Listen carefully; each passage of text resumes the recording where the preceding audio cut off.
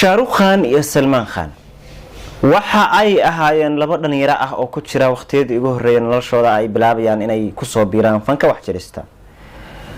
Labaduba waxay marayeen duruufo adag oo ku saabsan soo caanbixidooda iyo siday u noqon lahaayeen agtaro aad loo yaqaano aadna loo jecel yahay. maadaama ay isku duruuf ahaayeen waxay bilaabeen inay iskaashadaan oo ay saaxiibo noqdaan. duruufta ka dhaxaysa awgeed ayay saaxiibo ku noqdeen. xitaa heer waxa ay gaareen ay Shahrukh Khan uu gurigiisa ugu yeero Salman Khan oo qoyskiisa ku soo dhaweeyo maadaama ay ahaayeen dad saaxiib ah. balse caanimadii labadooduba caan ha noqdaan ma xume Shahrukh Khan ayaa caan xoog u sii noqday. dadkuna ay aad u sii jeclaadeen. qaabka wax u jilayo wuu ka fiicnaa baa la yiri 100% qaabka Salman wax u jilayo. oo qaabka jilista iyo awoodda iyo wax walba waxa iyo habka wax soo gudbinta waxa ku fiicnaaday Shahrukh Khan iyo habka wax jilista. saadarteed siro ayar ayaa waxa qalbiga Salman Khan u galay xaasnimo iyo cadownimo oo qaaday Shahrukh Khan.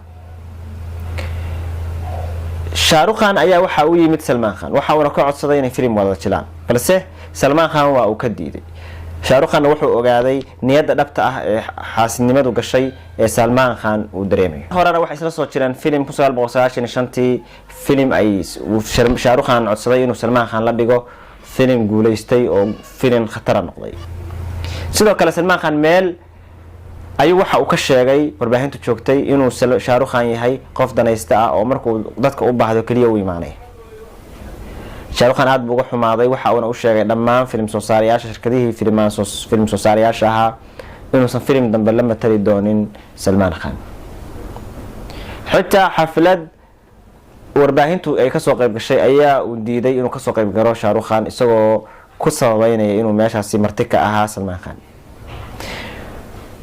maalin maalmaha ka mid ayaa naag Hindiyada oo caanka ah wadanka Hindiya ayaa waxa ay dhiganaysay xaflad dhalasho. si kadis ayaa wax marka xaflad uga soo qayb galay Shahrukh Khan iyo Salman Khan. kadibna Salman Khan ayaa waxa uu bilaabay inuu Shahrukh Khan hadallo jees ah ku tuuro. meeshii waxa ka dhashay muran isku bedelay gacan dhaaf. waxaana si kadis u soo dhaxgalay Amir Khan oo diiday in halkaas isku dhac iyo dhibaato ka soo kala gaarto labadaas aktar iyo labadaas jila. waa dambe ayaa waxay ka soo qayb galeen xaflad afur lagu sameeyay bishii barakaysneeda Ramadaan Salman Khan iyo Shahrukh Khan iyaga oo halkaas lagu heshiisiyay iskuna niyad samaadeen iskuna cafiyeen. niyad samaantii iyo saxafintiina waxay noqotay mid dhab ah oo run ah. waa dhaweeyay ayaa wiilka Shahrukh Khan lagu eedeeyay in lagu helay inuu isticmaalayay daroogo. saasay tahay waxa soo dhaxgalay Salman Khan oo looyarkiisa khaaska u ahaa wuxuu u diray maaragtay Shahrukh Khan uuna caawiyay looyarkii.